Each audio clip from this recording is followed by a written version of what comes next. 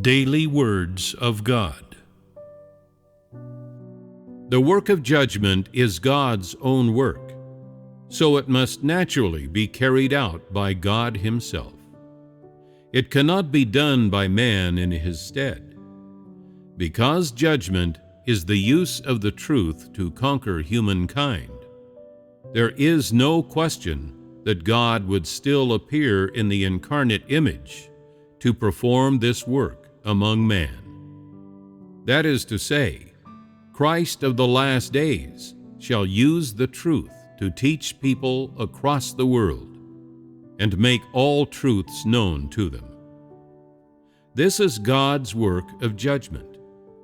Many have a bad feeling about the second incarnation of God, for people find it difficult to believe that God would become flesh to do the work of judgment.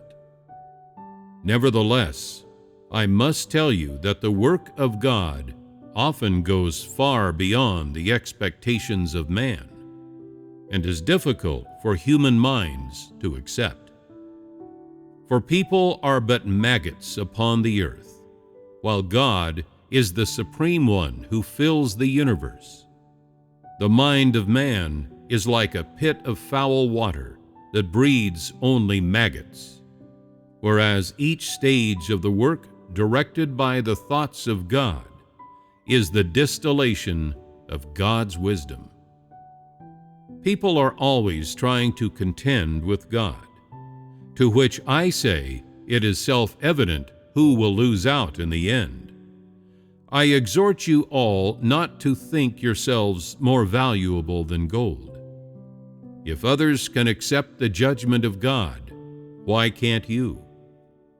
How much higher do you stand above others? If others can bow their heads before the truth, why can't you too? God's work has an unstoppable momentum. He will not repeat the work of judgment again just because of the contribution you have made. And you will be overcome with regret at letting such a good opportunity slip by. If you do not believe my words, then just wait for that great white throne in the sky to pass judgment upon you.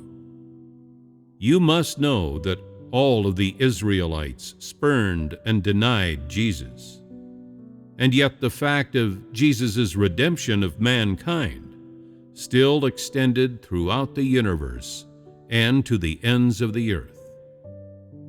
Isn't this a reality that God made long ago?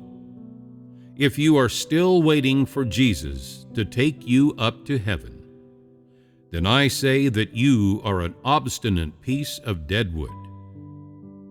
Jesus will not acknowledge a false believer such as you, who is disloyal to the truth and seeks only blessings.